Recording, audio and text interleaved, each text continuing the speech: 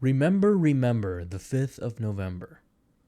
Welcome everyone to the Cultured Pull List. Now it is well past the 5th of November, but given that this is the last Friday of November, I figured it'd be a good way to end the month to cover a very influential graphic novel, not only in the comic book community, but in society and pop culture at large.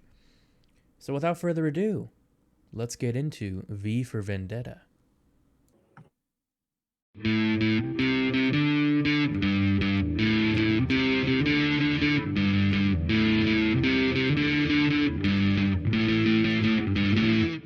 All right, hello everyone. We're back for another episode covering a pretty famous graphic novel this week that also was adapted into a pretty famous movie and pretty well received, I'd say, movie, even though it's a little controversial with some of the fans of the graphic novel for having some changes, but we'll talk all about that later. Um, but before we get into the book, I did want to talk really briefly about a couple Comic Cons I went to the last couple weeks. I went to Grand Rapids Comic Con a couple weekends ago, and that was really cool. I got to meet Vincent D'Onofrio, the actor who Oh yeah. plays Kingpin, and I have the first issue of the Daredevil Born Again arc, and he signed that for me, and that was fun. And I also met Kenny Porter, Okay. the comic writer. He's based in West Michigan, like us. Yeah. And yeah, he signed my whole Superboy Man of Tomorrow Oh, sick. miniseries. Yeah, that was really cool. And we just got to talk about the series a bit. It was kind of fun. Like he was saying that he actually approached DC about writing the series. Like Oh, okay. he wanted to do something with Connor, and then after they like approved his pitch, they wanted to kind of fold it into the Dawn of DC thing. So really, the Mm, only stipulations they had was like him getting a new suit at the end that matches like the rest of the okay. Super Family suits. But yeah, Right. it was pretty interesting. And like him and the artist like really worked on it together and were very collaborative. It's pretty cool talking with him. But That's cool. then yeah, Motor City Comic Con. I got to meet a couple. I got to meet Ryan Stegman, the comic artist, Mhm. and I actually had both him and Kenny Porter. They have a series called The Schlub that they wrote together, and Okay. I had them both sign one of the issues. Then I got a Nice. couple other like books that Ryan Stegman signed, and I also met Zeb Wells. He's the author of like the newest Amazing Spider-Man run. So talked with him and Okay. got a book signed. It was kind of cool. Also picked up a couple really cool comics. This is I got like Tales of Teen Titans. I think it's like Oh, I have that 44. one. Yeah, Yeah, yeah. yeah, it's like the first appearance of Nightwing, which is Mm-hmm. really cool. And then this is the first appearance of Ted Cord, Blue Beetle. It's Okay. technically a reprint, but it's from like 1976 or something, so it's still pretty old. Hmm. And then yeah, I got a few others like I got like that issue of Batman where Bane breaks his back, stuff like that. Nice. Besides that, it was mostly like just filling my collection, the holes in my collections, like with some Daredevils and stuff Mhm. like that. I got this really weird comic of it's like this reprint of Amazing Spider-Man 300, but it's 3D. Oh, It's really nice. weird, but yeah, I got it like for what it is. Like it's worth a little more than I got it for, which is kind of cool. But yeah, it's really weird. So, and it comes with like the 3D glasses and stuff.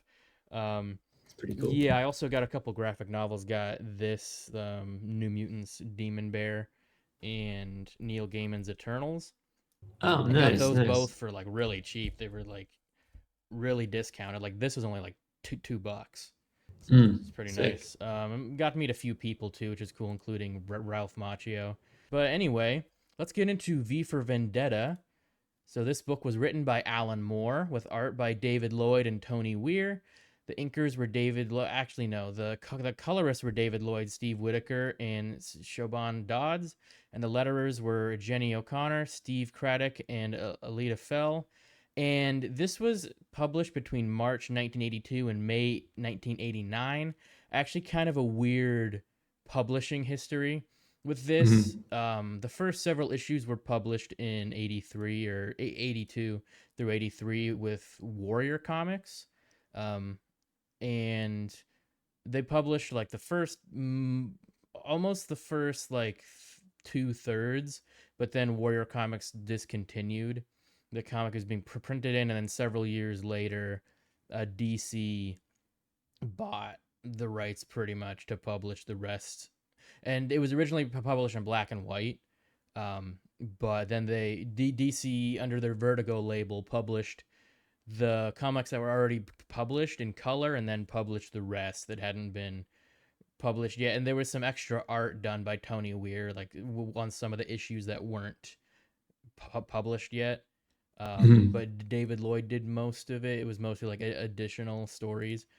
But yeah, all that to say, let's get into the actual summary here. All right, so the story begins introducing us to one of our main characters, Evie, who is a young girl. She's only 16, but she ends up going out on the streets of London.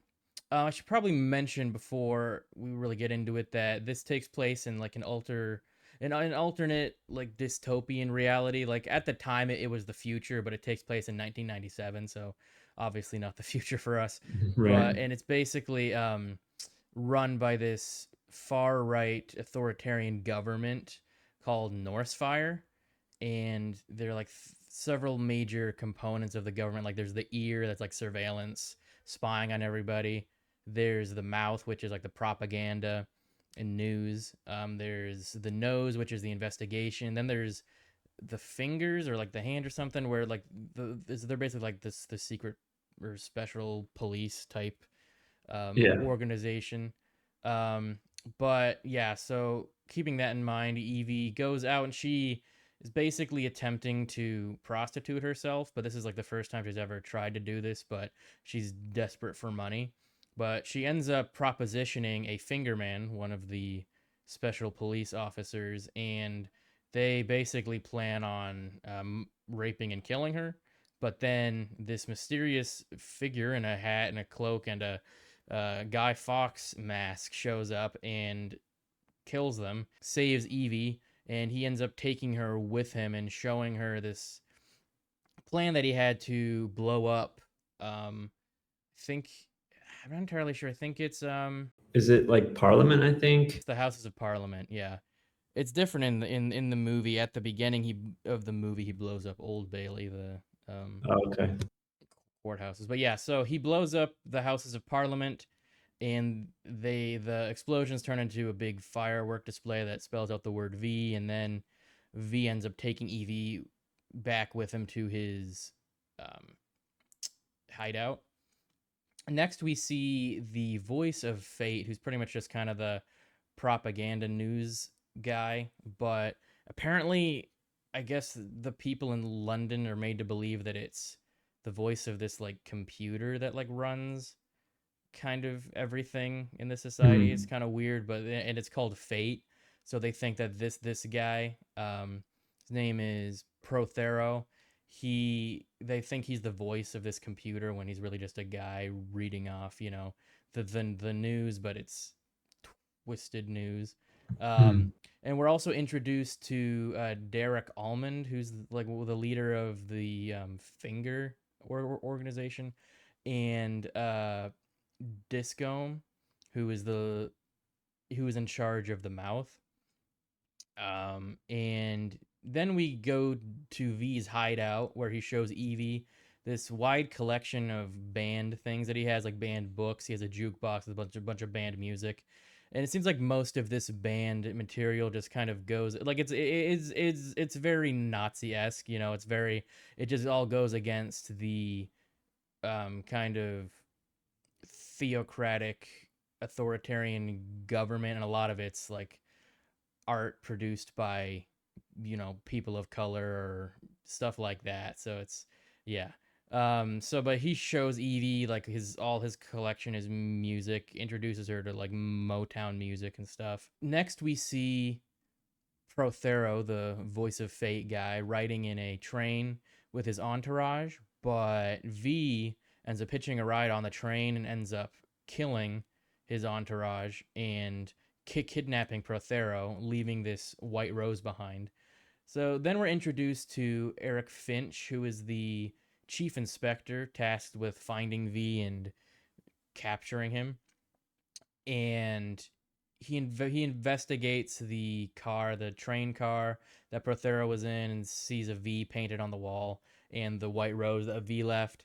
Then we see V back at his hideout, and he tries to comfort Eve, who is crying, obviously upset, and she ends up telling him her whole life story, how she basically was a kid and saw the rise of this government, and her mom died when she was really young, and her dad ended up being arrested because he was in a socialist group when he was younger.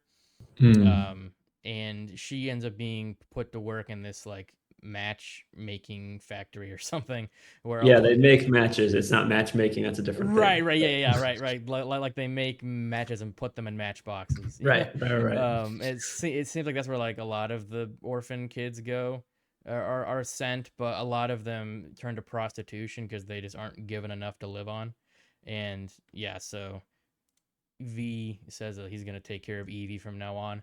Then we're introduced to the leader, Adam Susan, and he's a pretty weird guy. Yeah. Like it's very clearly stated that he's never been with a woman and seems Mm. very in love with his computer Fate. It's really weird. But Right. yeah, so we just kind of, and Finch, the chief inspector, reports directly to him, directly to the leader. So then we see Proskero, whatever the guy, the voice of fate guy. He is at V's hideout, and V made some replica of some, like, we aren't sure what it is yet, but some old like like this internment camp, basically, that Mm. Proskero was involved with, and V is dressed up in this weird like almost like Joker-esque like Right. outfit to like mess with him, and tells him, like, reminds him of the stuff he did, and is like, yeah, that was me in room 5, that's why I'm a V. And he, for some reason, this guy has this really like expensive doll collection that he's really into, and V like destroys all of them, puts them all in a furnace, and basically making him pay for the messed up stuff he did to V and the other people in this Mhm. internment camp. And he dumps the voice of fate guy off at the police station, or like, yeah, I guess I think it's New Scotland Yard is what they call it. So and he's insane, like he can't say anything but about mama, the mimicking his dolls. And then yeah, this is kind of just going back to the leader, and this is where we learn, like, he has this like really long-winded voiceover about, yeah, I'm a fascist, but fascism's fine, and I'm Right. also in love with the computer. So yeah, and like freedom's a luxury, and yeah, just kind of, yeah, he just kind of a weirdo. Then we next see V talking to the statue of Lady Justice, on top of Mm. the Old Bailey building, and it's actually a really interesting kind of monologue. He goes on about like how, like, he's saying that like Justice was like his love or something, but that like she has a new mistress or something, and like now he's in love with anarchy, thing. But Mm. all that to say, he leaves a box of chocolates and then blows up Old Bailey. So next we see Finch trying to get some information out of Proskero. I don't remember if that's his actual, no, Prothero. Trying to get some information out of him. He can't say anything but Mama, and then then he starts saying 5 5 room 5, and that kind of catches Finch's attention. So next we see Evie and V back at V's hideout. And Evie says that she wants to be more involved in V's work and help him more. And so he's like, all right, well, then I actually have a job for you. And then we see this. I'm not sure if it's the only church, but it's kind of like a state run church. Yeah. And there's like we see a weird sermon by the priest. And we also see that Derek Almond guy being a right prick to his wife. Um, Mm. but then we see the priest and his assistant brings him a girl that is apparently older than what he's used to. Yeah. His assistant says there was a mistake at I think he said the agency. They must have an agency for, which is really creepy. Um, and it turns out it's Evie dressed up as a younger girl. She's only 16. She's pretending to be 15, but the priest does seem happy with her. So he pretty quickly takes her to his bedroom and tries to force himself on her. While this is happening, V is breaking into the priest's home and kills the guards and gets inside, and Evie manages to fight the priest off, and before he can track her down, V shows up and does his thing to him. And while this is happening, the surveillance unit, taps into the bugs or whatever they have in the priest's home and hear him being killed by V. So they dispatch, the authorities, but they're too late and they show up after the priest is already dead. And Finch sees a rose that V left there, same as the one that V left on the train when he kidnapped Prothero. Finch uses the recording that the ear collected from the event from V killing the priest, and they find out that V used a poisoned communion wafer to poison, and like he forced the priest to eat it, and it was filled with cyanide. It was laced with cyanide, and that's how he died. So next, Finch goes to the coroner. Her name is Delia, and he not only talks to her about the case, but also tries to get her to check out this rose because it's apparently a very rare type of rose, and she used to be a botanist. So she takes it home with her.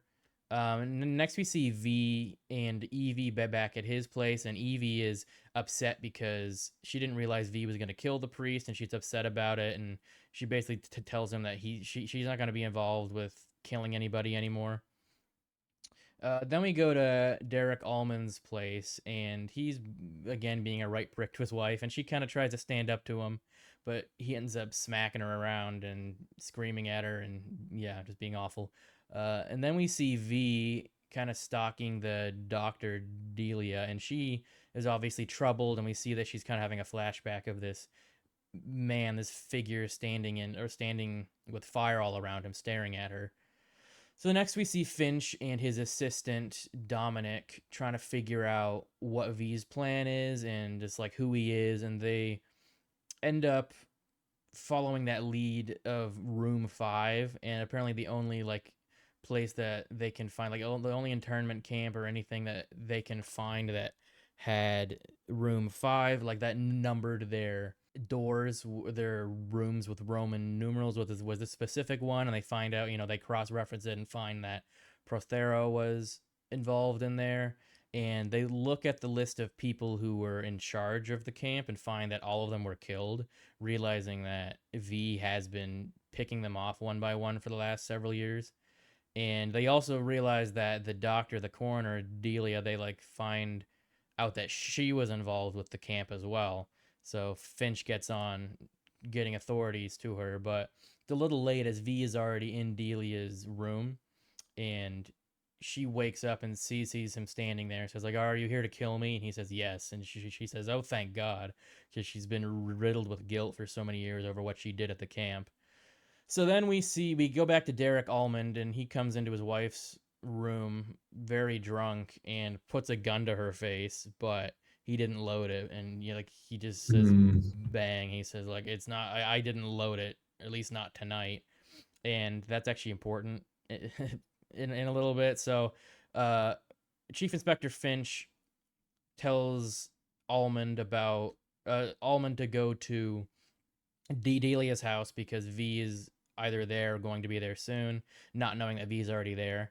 And there's this interesting discussion with Delia and V, and she basically apologizes for everything and says mentions this really messed up experiment that I guess the Americans did at one point, where they had people they put people in a room and told them that they would press a button to shock an inmate or something at some insane this prison or something for insane, an insane asylum or something, and they basically 80% of the people kept pressing the button no matter how loud the screams from the room got. But it turned out it was just an actor. They weren't actually shocking anybody, but the people thought they were. And I guess 80% of people kept shocking them, and even I think 40% of those people kept shocking even after they thought the person was dead. And her point was basically people are fucked up and evil. But she says is it going to be when you're going to kill me? He said, I already did. I injected you with poison when you were asleep. And so she dies, but before she dies, she asks to see V's face again, and she says, it's beautiful. So then we see Derek Almond. He confronts V right as V is trying to leave Delia's house, but he tries to shoot V, but he didn't load his gun, which we saw earlier. Right. So V is able to quickly and easily kill him. So then Finch and the police show up and cart Delia and Almond's bodies away. And Dominic ends up finding Delia's journal and gives it to Finch, who doesn't want to read it at first because he's just upset about Delia's death. But he ends up reading the journal and learns pretty much the whole story behind the internment camp she was involved with. They were doing these really messed up experiments, like trying to genetically manipulate these people, and most of them died. Only 5 of them actually survived, and one of them in particular, who ends up being V, was he wasn't as affected as the rest of them were. Like the ones that survived had really weird genetic mutations. His were just he lost his memories. He basically got amnesia. And I don't think in the book, I don't think he gets anything else from that. In the movie, he gets like enhanced strength and like Okay. agility and stuff. I don't think I don't remember them mentioning that in the book. I think he just lost his memories. Yeah. And ends up being like very like smart and strategic, but also kind of insane. So he ends up wanting to garden. Eventually, they let him garden and do some other tasks around the prison. But he ends up like collecting these chemicals and doing like, just making like weird piles in his room, and they don't know what he's doing. But it turns out he was actually making explosives and mustard gas with the chemicals and the fertilizer. And so that shape that person she saw in her memory was V after he blew up the hospital, or not the hospital, the internment camp. Um, and Finch reports all this to the leader, Adam Susan, and we also see V. He has like his own private theater, pretty much in his lair, and he's watching these movies, and the actress in them, I think, is a little more important later. Then we see V and Evie just dancing in his lair, and she kind of reveals that she kind of has feelings for him and asks like why he hasn't, you know, um, shown any affection or feelings or anything towards her. And he doesn't really say anything about it, but he ends up like blindfolding Evie and just like leading her somewhere she doesn't know where. And it turns out he just led her back out into the streets of London and leaves her there.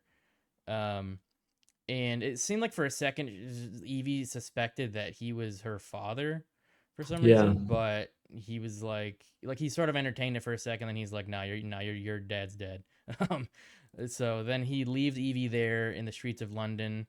Next, we see Rose, Derek Almond's widow, and she kind of she has this narration where she talks about like even though he was so awful to her, she still loved him, and she's getting checked on by Roger Descombe, the leader of the Mouth, and seems like he's trying to kind of get with her, basically. We also see V at some abandoned movie theater, and he steals a old poster for a movie, and he also starts leaving like these V tags, graffiti tags around the city over some like state propaganda posters. And yeah, we see Rose with Dead Descombe again, and she's basically just like being with him to kind of survive, I guess, because she doesn't, she's a widow, even though she doesn't Right. really like him. He's an influential and wealthy guy. So next we see V actually attacking the Mouth headquarters. He gets inside, takes out the guards, and goes into the main control room. And he has a bomb strapped to himself, and he ends up hijacking the news feed and plays a pre-recorded video of himself. And it's kind of this long-winded speech about how like people keep messing up and electing terrible fascist leaders and stuff. Well, not just fascist, but yeah. So, and he basically gives an ultimatum that he's giving everybody 2 years to change. But eventually, the authorities show up. They break into the control room and they shoot V, who falls out the window. But then Finch shows up along with Creedy, who's the new leader of the Finger. And it turns out that it wasn't actually V, it was just Descombe, the leader of the Mouth, dressed as V. So they didn't actually kill V, obviously. And then Creedy ends up making some crack up to Finch about Delia, because Finch and Delia were kind of an item. At least they slept together a few times, and he makes some insulting crack about Delia, and Finch ends up punching Creedy, which causes Adam Susan to send Finch on leave, just kind of like a short vacation, but he's not enjoying it, obviously, because he's kind of obsessed with the case. Then we see Evie, and she's been taken in by some guy named Gordon, who lets her stay at his house, and she's been staying there like the last few weeks. And we see kind of her life with him. Like she takes him, or he takes her out to like this club, and we see this weird interaction. He has like an associate named Allie, who's a criminal, and he kind of makes Gordon uneasy. And then there's Gordon's friend Roger, who ends up freaking out in the middle of the club and like just kind of spouting all these things, these anti-government sentiments and stuff. And that causes like everyone in the club to just like beat the crap out of him. Evie and Gordon leave, and pretty soon Gordon and Evie, let's just say they get a bit intimate. No, and he basically says that like he's gonna need her room, but she can like stay in his now because they're together. It turns out I guess he needed the room to like store illegal goods, I guess he got from Allie. And Allie shows up wanting them back, and Gordon doesn't want to give them back. I guess it's a bit confusing. It's not really like clearly stated what's going on, but Allie and his associate end up like stabbing a cutlass through Gordon's door, and Gordon happens to be standing behind it, and he ends up getting stabbed and dies. And Evie is there to witness Gordon's death, and now she's alone again, and that's where that half of the story ends. Evie, she bumps into Rosemary outside of the club, and then she's carrying the gun she took from Gordon, and she waits in an alley by the stage door. She's gonna try to. She's waiting for the men that killed Gordon, and she remembers hearing the character with the thick accent. I don't remember his name, but Allie. Allie, yeah. It was like even written out. His like what he was saying was like indiscernible, like most of the time. Oh yeah, absolutely. Yeah, it was crazy. Yeah. And a mysterious figure walks up to her and grabs the gun out of her hands. And then we kind of like flash back to almost like a dream kind of thing. And there's like a party upstairs, and she thinks it's a birthday party, but it's like not. And then like there's all these people here that she remembers, and like some of them are from like her past life that we kind of mentioned a little bit. That you kind of mentioned a little bit. Yeah, and then it's that weird face that we saw, and there's presumably V, although I'm not necessarily sure if it is or not, but he's up on the stage and he's like whacking people's heads off with like, I think it's just a club, I think. And then she starts running away, and then he's chasing her, and then he catches her in the elevator. And then she wakes up in like a jail cell. And it's not exactly clear how long she's been here, although it's definitely been like a while. And I don't know if we ever see or hear how she got arrested, do we? Well, it was in that alley with a person. Oh, presumably okay. the person that took the gun from her Right. knocked her out and arrested her. Yeah. So she waits in the alley, and there's just kind of this rat there. At first, she doesn't like the rat, but obviously, eventually, she gets used to it. Yeah. Then eventually, there's these people that take her out of the cell, and they blindfold her. And then they basically like show her the tape from issue 1, where she's propositioning those guys, and then V shows up, and they're basically like, that's basically why she's there, for obviously prostitution's illegal in this dystopia, and also assisted murders as well. So yeah, they basically just hold her captive, and they cut her hair, and then they put her back in the cell, and it's like completely dark, and then like there's a rat there, and then there's somebody in the next cell over, and like writing notes to her. Mhm. And Valerie is the person's name, and so she keeps writing back and forth, and it's actually like this really we kind of flash back to the story of Valerie. It's a really interesting story how like I think 1950. She's born in the late 1950s, and so for most of her life she was a closeted lesbian, and it kind of tells the story of her growing up, and then finally she I think it's in the late 70s. She finally comes out to her parents, and they're obviously upset. And then I don't know if she goes to Hollywood or where she goes, but it says that she eventually becomes an actress. And for a couple of years, she's actually happy until the fictional war that kind of started this whole regime happened. And the what was the name of the party that took over? Norse Fire.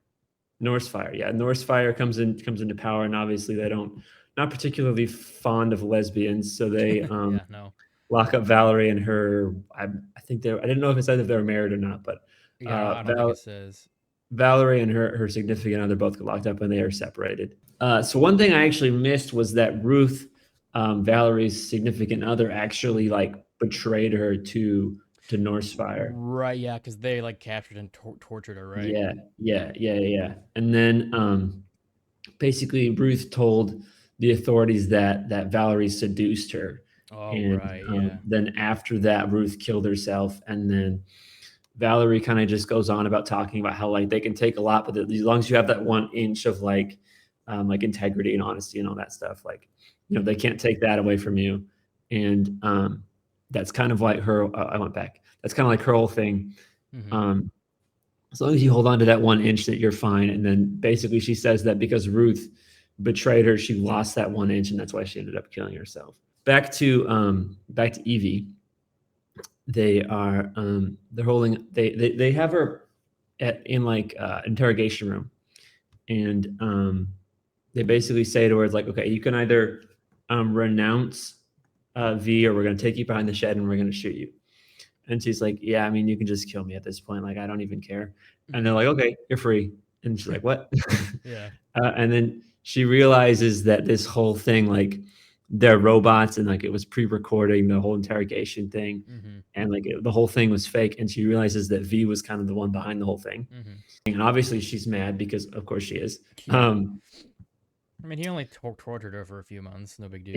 Yeah, fair Or enough. however long. Like they don't really Right. specify, but it seems like a long time. Yeah, it does. And he basically explains that like he had to put her through the same thing that he went through in order to like make her like him. Yeah, and so he's kind of explaining like because he, the whole thing with the internment camp that you went through, and he's putting her through the same thing, so like one that she can like be his successor.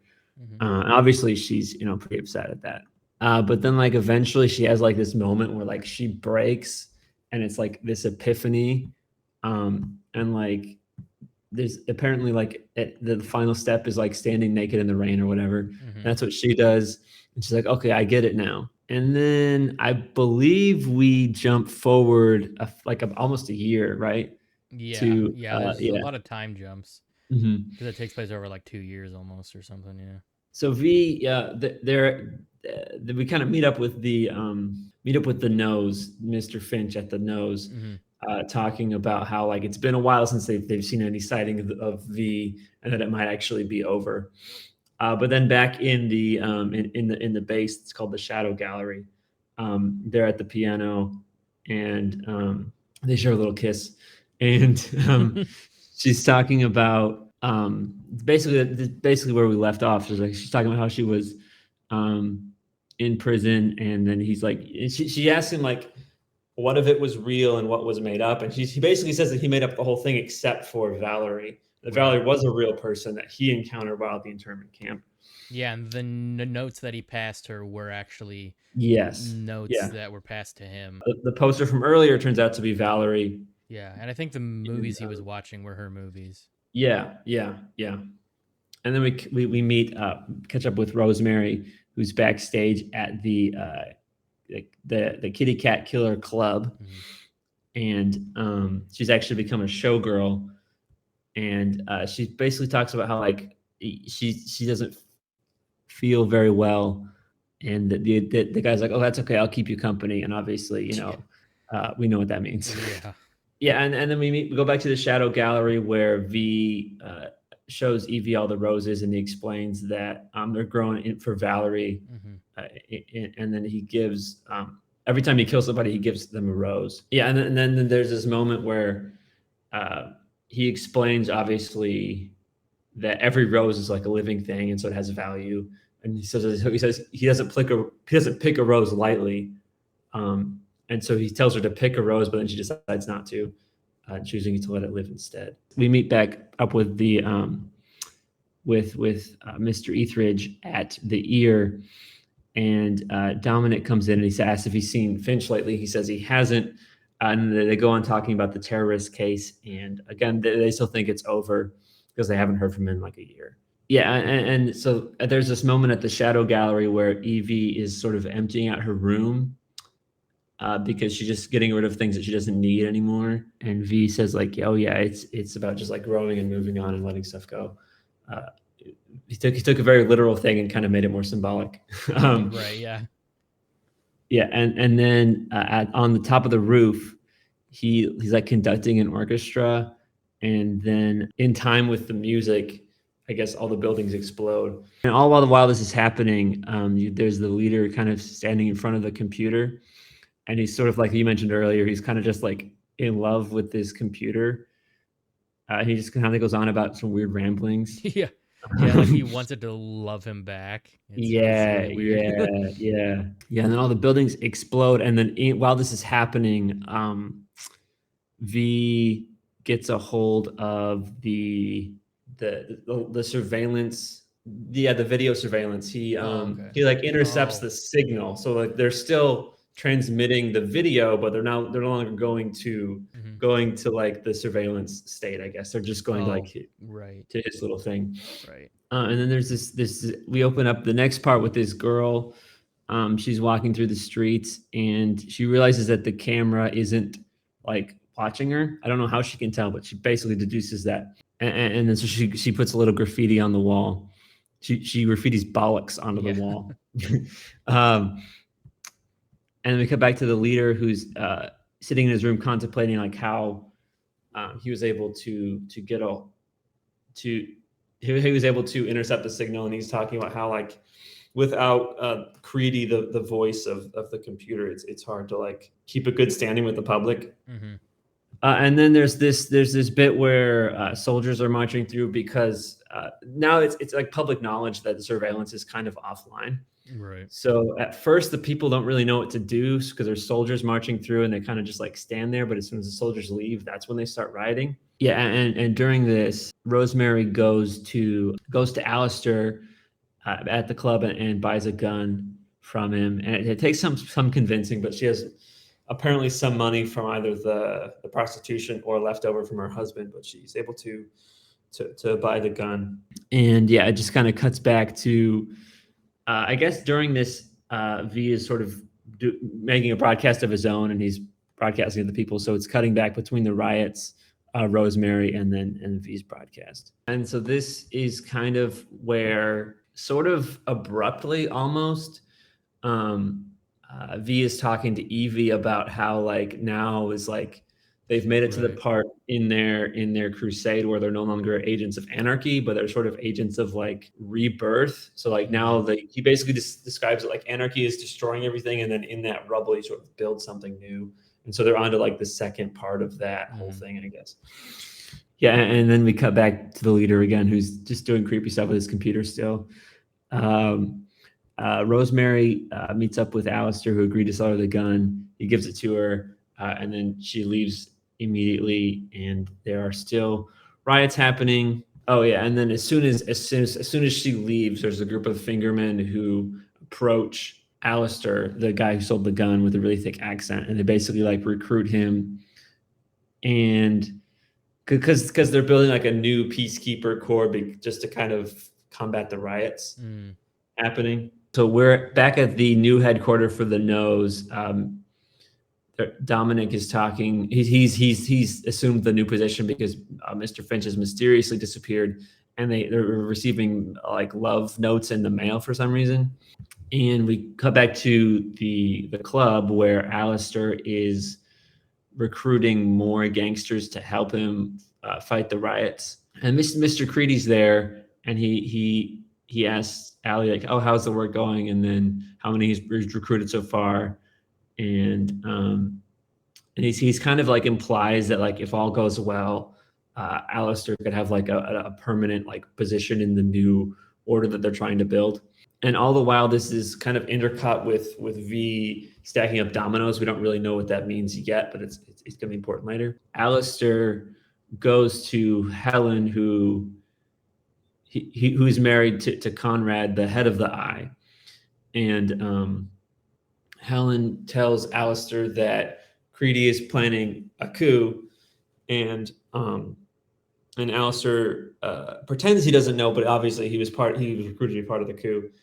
And then she kind of implies that she knows that he knows that he's being recruited for the coup. This is what I'm talking about. It's very confusing. Yeah, it's very complex and kind of convoluted. Yeah, exactly. And then so she's like, whatever he's paying you, I'll pay you more so that when the time comes, you can betray him and then work for me. Mm-hmm. Yeah, and then we see that Rosemary's still performing at the club. And we kind of go into her perspective for a little bit, her monologue, and she was kind of reflecting on her time with Derek, and that like she never really loved him, but like he was there for like protection, and even though they weren't really in a good relationship, was obviously better than what she's doing now. Up until this point, we didn't know where Mr. Finch was, but now we realize that he kind of tracked down the ruins of the original internment camp, and now he's there. And he decides for some reason to take LSD, and that it'll sort of like enlighten him, because this whole time, back at the beginning, he's like, obviously he said that V is like mentally and like psychologically like and physically different, and then he wants to get into his headspace. So he knows that V was from the internment camp, and so he's like, well, I'll take LSD, and so I'll kind of get into his head mindset, so I know how he thinks. And so he's kind of walking through the camp, and at first the drugs don't really do anything. He goes, and he at first doesn't see anything, but then he sees like dead naked bodies that are like tied up on barbed wire. That's fun. And then like, yeah, and he's like, well, I'm just gonna leave now, this is too much. And then he's like, the camp just like gets really big, and he's like far away, and he can't go anywhere. And then he sees all these black people, and he's like, actually, I think black people are kind of hot.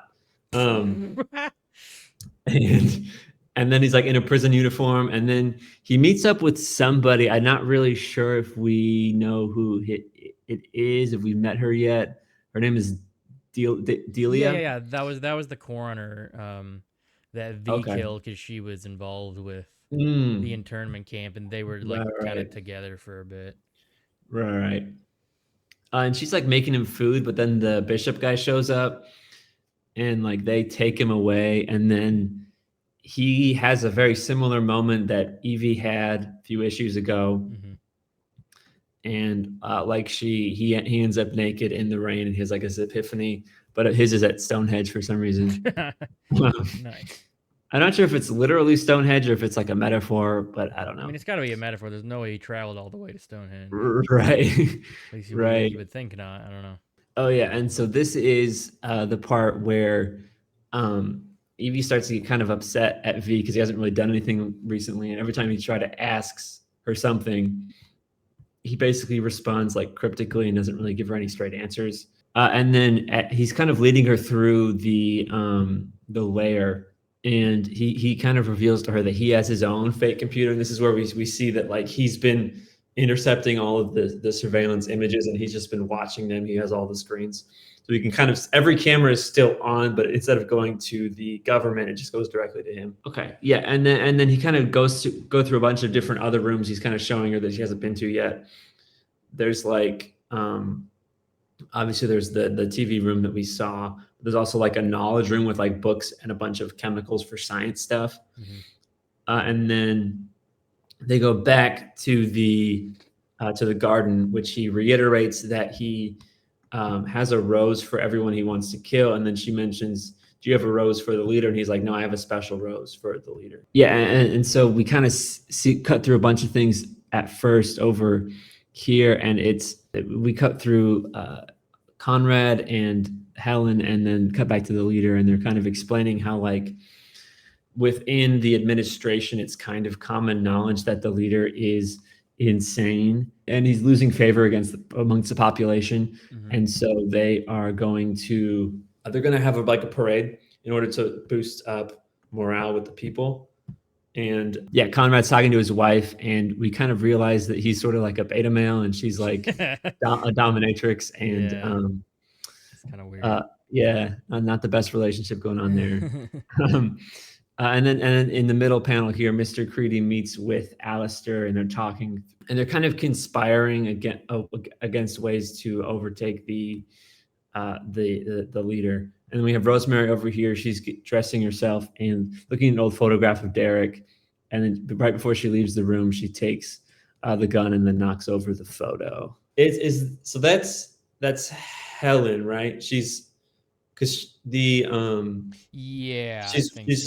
kind of like, okay, yeah. So she knows because there's like a camera in their bedroom. So she and her husband don't like do anything in the bedroom because there's a camera there. But she's with Alistair. And because she thinks the cameras are disabled, she kind of just like does a little striptease in front of it, but she doesn't know that V's there watching. And then we cut to the leader, who's he's kind of just upset because he thinks the computer doesn't like him, even though the computer doesn't really exist. And then he's kind of just like grieving, and then he kisses the computer, and he's like, "I forgive you, computer." And then he walks away. And then we see Finch, who's come back from, and he's like in the V mindset. And then he finally figures out super high. Yeah, exactly. Yeah, it's mentioned that he's still on drugs. And then he kind of figures out where the base is, and then he arrives at the subway station. He kind of walks underground and searches, and he sees a subway train full of roses. And I forgot to mention this earlier, but that subway train was brought up, and that's kind of where during that whole speech about how he's no longer an agent of anarchy, but instead an agent of order, they kind of put a bunch of explosives onto the subway car. And it's that same subway car that Finch stumbles upon here. Yeah, and between that, we cut to the leader in a limousine. He sort of sees the people cheering, but he doesn't really he doesn't really know what to do because he talks to a computer all day long. He doesn't really interact with people that much. And he kind of has this monologue about how no one else is really real, and it's just him and his God, but the God's a computer. So he has this really weird moment at the bottom of the page where he like pretends to wave, but like obviously you can tell that he doesn't really care. And then back into the subway, Mr. Finch is sort of investigating the car, and then he starts hearing music, and it turns out that V is playing the guitar, and he greets Mr. Finch by name.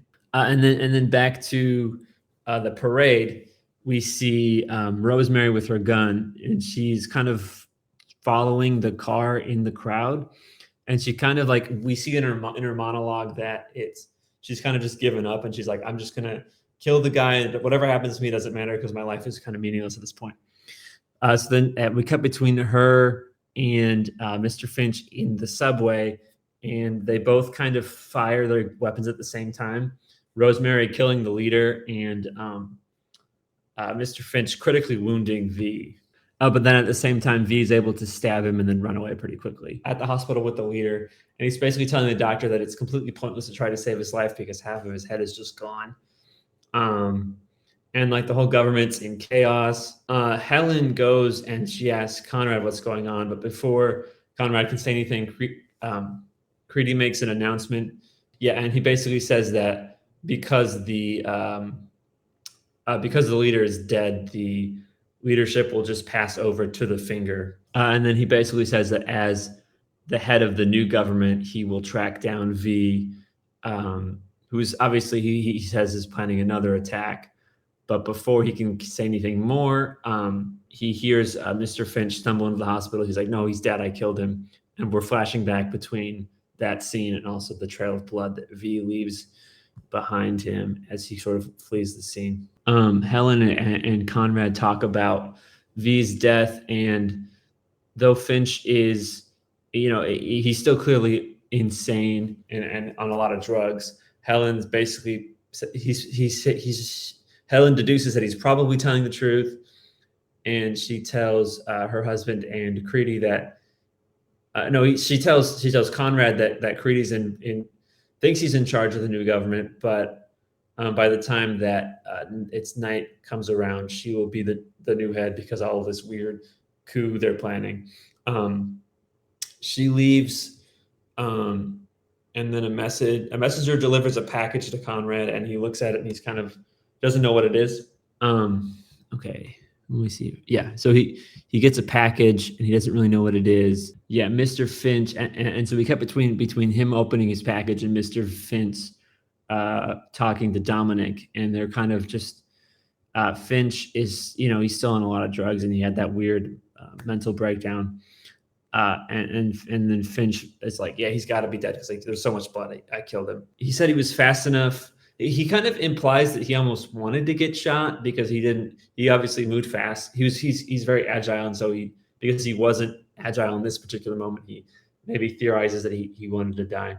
And then Dominic is like, well, do you know where you shot him? Maybe we could go back there. And he says no, he doesn't know where. He doesn't remember where he shot him, but then it flashes back to the train stop, so it implies that he does know where, but he's lying. But back in the government headquarters, Conrad opens the mail he received, and it's a VHS tape, which he plays, and he realizes that it is the sex tape of Helen and Alistair from earlier that we saw part of over the footage with V. V had recorded it, and then he sent it in. Yeah, and then through the emergency broadcast, Peter Creedy announces that he is now the emergency commander, and he explains that V has been shot and presumably dead. And if he doesn't make another appearance by nightfall, they can just assume that he's dead. And then we see this information is this broadcast is on a loop. And then Creedy meets with Harper. And at first it seems like they're just on the same page, but then Harper doesn't really pay any attention, and he kind of makes the broadcast louder so that nobody hears anything, and then he kills Creedy with a straight razor. In the shadow gallery, V is able to kind of drag himself in, but obviously at this point he's in a pretty rough shape. And then Evie sees him, and at first she's kind of in denial about it, but then she accepts that he's gonna die. Right before he dies, he kind of whispers to her, yeah, it's not long. He said he doesn't have a lot of time, so just listen. And he basically reiterates what he said earlier about England being in a rubble, and that now is the time to rebuild the world. And then he tells Evie that he says something cryptic, like, let me see if I can find it, the exact word he says. He says something like, you can take off my mask, but you can never know my face. And he kind of reiterates that a couple of times, although he doesn't really clarify what he means. And then basically his final wish is that he has a Viking funeral. And then she's sort of walking through the shadow gallery, listening to the broadcast that Creedy repeats over and over again. And then she finally finds herself in V's dressing room with all of his different masks. And she remembers that, and then there's a line from earlier that she kind of reiterates from V about how anarchy is a force of destruction, but also creation. Because the train station that they're kind of hanging out in is out of service, and then it's blocked off at a certain point. So she kind of remembers that, and so she also remembers that all the explosives in the train car. And so she kind of puts two and two together, and that's sort of the Viking funeral, is that she'll put V's body in the train, and then sort of blow it up, and then they'll just, once it hits the barrier, it'll kind of explode.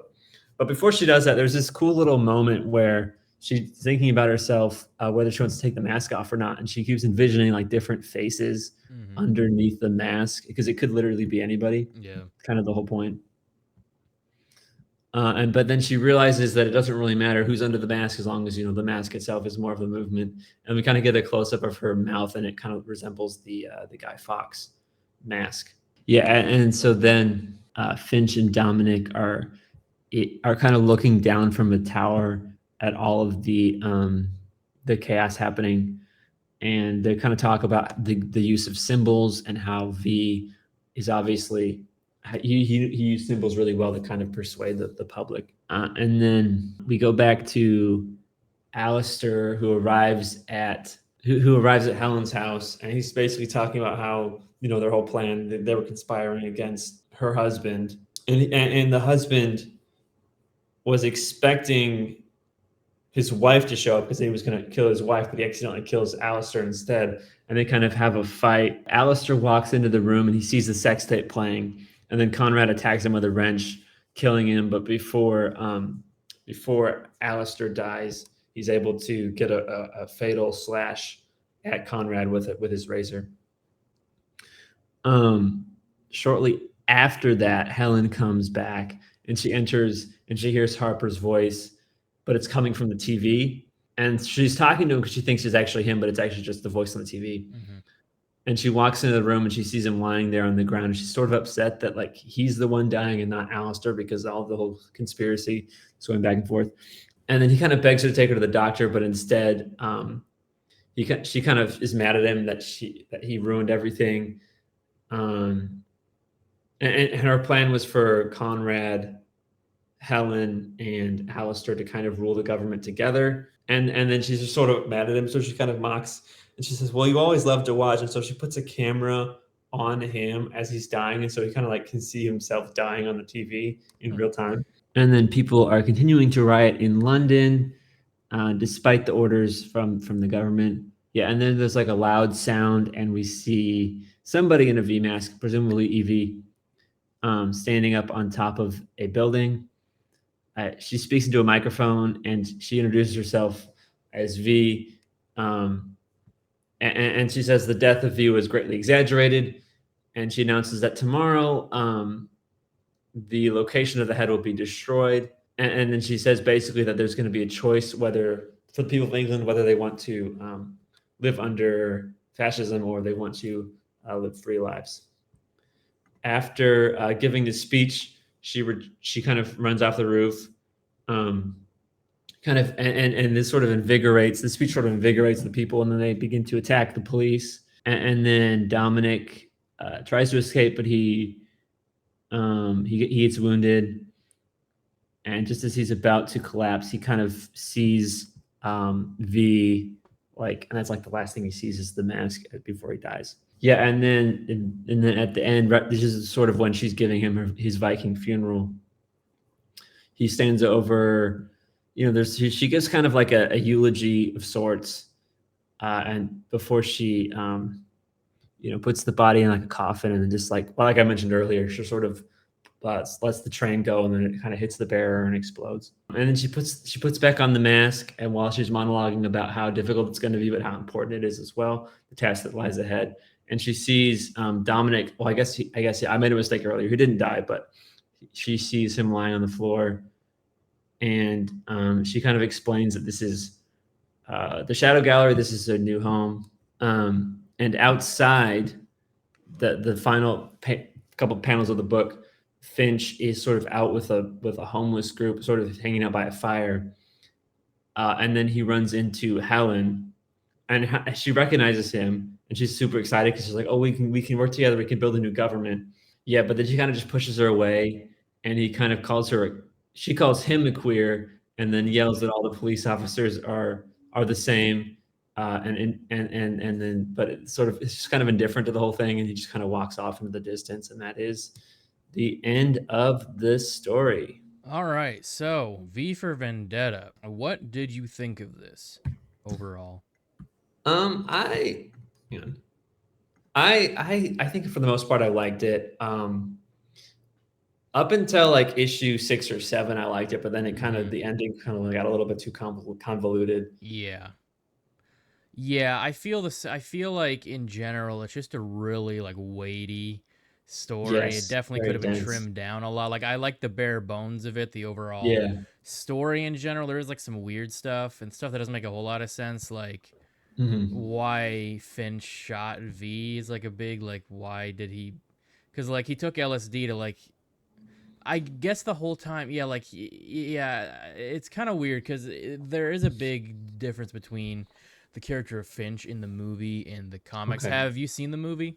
No, I haven't seen the Okay. movie. Okay. So, yeah, and I kind of want to get into some of the differences in a Oh second, yeah, go for it. but yeah, like I think what's interesting, a big thing that's interesting about the story is that V isn't really a good guy. There aren't really any good guys in Right. this I was gonna say story, that. Yeah. which I watched the movie when I was younger. And I really did not like it when I was younger. Hmm. That was probably like 10 years ago at this point. So like I rewatched it while we read this for the show this week. Okay. And I definitely like it a lot more now. Mhm. I just had a lot of like I definitely just didn't like a story without a like person to root for, I guess, which you Right. definitely get more in the movie. But like, so I think the original story of itself is really interesting because it's almost kind of V and the government are almost like two extremes Yeah. where like the government's fascist totalitarianism and V is anarchy, and they even Hmm. both try to kind of explain, like justify their Yeah. points of view, like their governmental philosophies. Like Adam tries to defend fascism at some point, being like, "Well, the Romans were technically fascist," that kind of thing. And Right. then V tries to make a distinction between anarchy and chaos, but Mm. chaos always seems to kind of precede no, like no leadership, which anarchy, is all about. Right. I find that interesting, and they definitely tweak that a bit in the movie.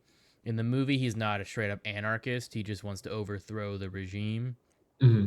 which is, I think, probably a good decision for the movie because that's like more palatable, Yeah. and I feel like it makes him a more like, I guess, likable character, even though he's still not great. But I feel like he gets a little more depth in the movie.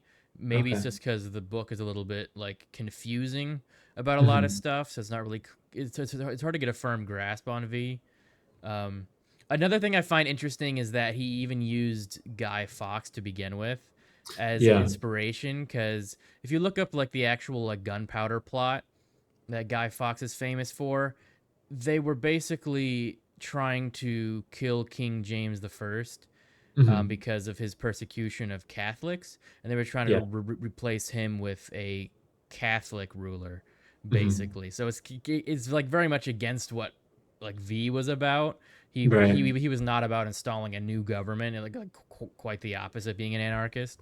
Hmm. And also, um, it is very much almost kind of like the Norse Fire government was very theocratic, Yeah. and Guy Fawkes being a part of a Catholic, um, insurrectionist Hmm. group is kind of interesting. I find that very Yeah. interesting. I guess like, but I think with this story though, like the whole Guy Fawkes mask has kind of become just sort of a symbol of resistance. Yes. Like a lot of protest groups, like Occupy Wall Street and Occupy just like around the world, and just in other Hmm. countries like Hong Kong, have used like the Guy Fawkes mask as a kind of as a symbol of um kind of resistance and rebellion, basically. So I And do do you find think that very that's interesting. because of the story, or was it a symbol of that before V for Vendetta came out? I don't think it was really that before, Okay. because if you look at, there's actually a celebration called Guy Fawkes Night or Guy Fawkes Day, Yeah. and it's Yeah. basically celebrating that he was stopped and that the king was saved. So Hmm. I don't think it was necessarily thought of as a positive thing before the V for Vendetta story. Okay. Okay. I could be wrong, but I feel like that is like very much in like the influence of this book, which I feel Hmm. like its influence has evolved bigger than the Yes, it story. has. The story in and of itself is like, it's very interesting, it's good, but I feel like the impact is a lot more noticeable and, I don't know, better than the story, I guess. Like, Yeah. I feel like it's Yeah. evolved past the story, and honestly, I feel like the movie itself is kind of better than the book. Okay. It really, it cuts out a lot and makes it a lot more Hmm. concise. It Hmm. makes it more of like a conspiracy, like mystery story, which I personally find a little more interesting than where the book goes. And Hmm. it cuts out a lot of characters, like Almond isn't in it, and Almond and his wife Rose aren't in it. Hmm. They really change Finch's character, where he's by the end kind of sympathetic to V and his cause. Okay. And it's very much more like even though this book definitely seems to take some inspiration from like Les Mis and just kind of like the Yeah. revolution, like there's even a panel in it like I saw like where Mhm. there is like a art from the original like from the book I think, Yeah. or Yeah. the play. It might be from the play actually. um but I feel like the movie captures that more than the book itself does. Mhm. Like kind of just like the inspiring the people to rise up. Like you do get that by the end, but it feels a little more um, pr- precise, I guess, in the movie. Mhm. Yeah, and there are a lot of differences as well. Like Evie is a lot older. Like she's like in her 20s Yeah. and has a job at the like broadcasting station, like the news station, and Gordon, she does end up living with Gordon, but they're not lovers. They're actually colleagues, and he's Mm. actually gay, and Okay. he gets arrested because he basically has a talk show and he makes fun of the leader Adam, and then Mm. he gets arrested for that. But then they find he has a bunch of he owns like a Quran and a bunch of other banned Okay. stuff, Yeah. and so they kill him for that. So I feel like it hits all the main beats of the story as Mhm. well. And then there is like a subplot where the government used a bioweapon against its own people and pretended like it was terrorists and stuff, and that was part Okay. of the internment camp. Was they were trying to like experiment on people and make them resistant to bioweapons and stuff. And Mm. there's this whole like extra subplot with that, and then there is no fate computer or anything. I Okay. will say I don't think the leader Adam gets very much development in the movie at all. He's just sort of Mm. there. Right. And he's also renamed from Adam Susan to Adam Sutler for some reason. Um, Okay. and oh yeah, there's this funny thing I did notice when I first saw the movie, and I noticed it again. Mhm. But they have these like debugging devices where the like Finch uses to um, talk privately with Dominic so that they aren't listened to. It's like sort of like a signal jammer, I guess, but Mhm. it's literally a book light. That's Which great. the movie itself is very well made and very well very well like really good production value, but that one Mhm. prop is just really noticeable. Thought That's pretty it was funny. funny. But yeah, and one really interesting thing about the movie that I noticed is Alan Moore isn't credited. They say that it's V for Vendetta illustrated by David Lloyd in the end credits Mhm. of the movie. And apparently that's because Alan Moore distanced himself from the movie because of the previous movie adaptations of his work. Yeah. What Yeah. was it? From Hell and The League of Extraordinary Gentlemen. He Yes. didn't like Yes. those, so he didn't want to be credited. He didn't want any royalties or to be attached to the movie at all, which Mm. is kind of funny because I think this movie is arguably one of, if not the best adaptation of his work, movie wise. I think it's like kind of considered Yeah. the best. So it's kind of funny. It's like, Did he write Watchmen or yes, okay? Okay. Because then yeah, it would be one of those two, I guess. yeah. I feel like Watchmen's more controversial. I feel like enough people like don't like it, whereas V for Vendetta, I feel like most people Yeah. like That's it. fair. That's fair. But yeah, I would say those two are probably like the best adaptations. No, Mhm. it's the Killing Joke animated movie. Everybody loves that. Mhm. But yeah, I will say also with Alan Moore with his writing, I feel like can kind of border on the edge of being like kind of preachy, and Yeah. sometimes, and I feel like this book is a little like that, but it's also mixed with just being over complicated and maybe over Mhm. symbolic. um Yeah, yeah, because we earlier this year we read The Swamp Thing by him, right. which I actually really liked. Yeah, that was one of my favorites I think I've read of his. Yeah, yeah, and then this was actually quite a bit different than that. Mm-hmm. Yeah, I Yeah. would say Swamp Thing and probably The Killing Joke. Even like The Killing Joke is very like a lot. It's mostly like philosophical discussions between Mhm. Batman and Joker. Whereas I feel like Yeah. Swamp Thing is like the least like that, which I found very Mhm. interesting. But Yeah.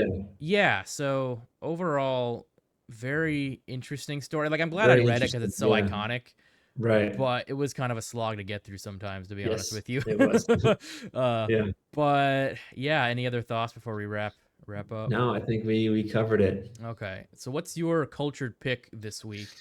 This week I picked up Big Game number 5. It is the conclusion of the Mark Millar crossover, crossing over all of his characters into one sort of endgame style Mm-hmm. event. And I will say that this issue It does kind of lean into a lot of cliches that are associated with like big crossovers like this. Like Mm, I mentioned Endgame specifically, and there's a lot of parallels between that and this. mm, Um, gotcha.